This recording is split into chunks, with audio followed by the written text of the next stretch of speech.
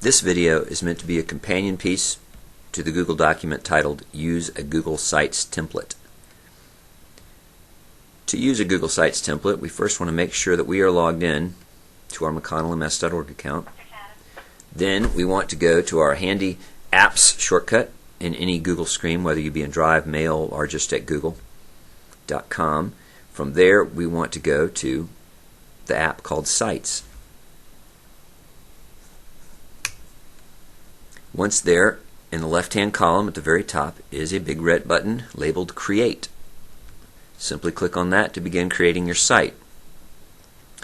The first option we are asked is to select a template. We want to look in the gallery. I have placed in the gallery a template for teachers titled simply MMS Teacher Template. If you select that template by hitting the blue Select button, you are then given a chance to name your site and then create. After a couple of minutes, Google will present you with your new website. The website will be based on the template I created, but you will be able to change everything about the site, including look and feel if you decide, by going to the edit icon, which is this little edit page shortcut, which is a pencil. Click on that. That puts the page in edit mode, and at this point you can begin replacing all of the text. Let's change this calendar here. We do that by, again, going into edit mode. Once the editor is loaded, click on the calendar. I can either remove the calendar, change the way it's displayed on the page, or by clicking on the little cog wheel, that will bring up the calendar properties, and from here I can click on Display Another Calendar. It will then show me all the calendars I own. I select it or any number of calendars.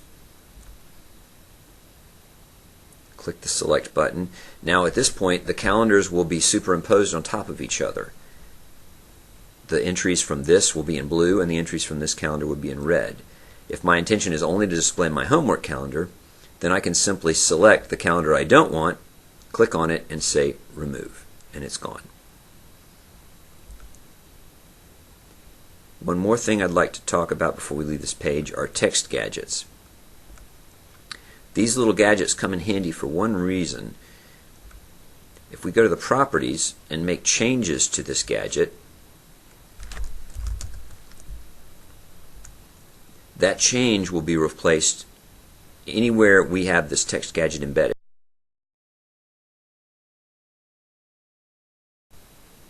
Now, let's assume that there are some pages that I don't plan on using, at least not at this point, with this site. Let's get rid of them. So, if as a teacher I don't want this Help Day page, I can simply click on it, go to the Help Day page, go to the More drop down, and say delete the page. It's going to warn me that there are some other things embedded on this page and I'm going to lose them, but if that's okay with me, I hit delete.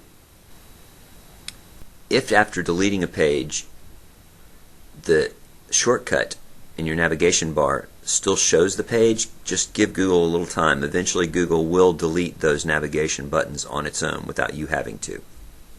However, this brings up a very important point. Suppose I don't want to use a page right now, but I'm pretty sure in the future I would like to. So I'd rather not lose all that work. I just don't want to have to worry about it right now, just so I can get this site up and running. Is there anything I can do that will hide the page effectively, but let me still keep it? Well, sure. To do that, we're going to go to the More button, and we're going to go to Edit the Site Layout. Once we click on Edit Site Layout, if we go up here and hover over the navigation bar, we can click on it, and that will put us in Edit Navigation. So now I can go through, and I don't have any videos right now online, but I think I'd like to in the future, so I'd rather keep that page. I just don't want to show it right now. So if I hit delete, now I'm not deleting the page, I'm only deleting the shortcut to the page. So I can still get it, edit it work with it, but parents at this point and students don't have access to get there through my navigation. So if I don't have study guides right now, I can delete those as well. Again, the page is still there, and I can come back at any time and add it by just selecting any of the pages I want and adding them back in. But for the time being, they will be effectively hidden. Click OK, click Close, and they should be gone.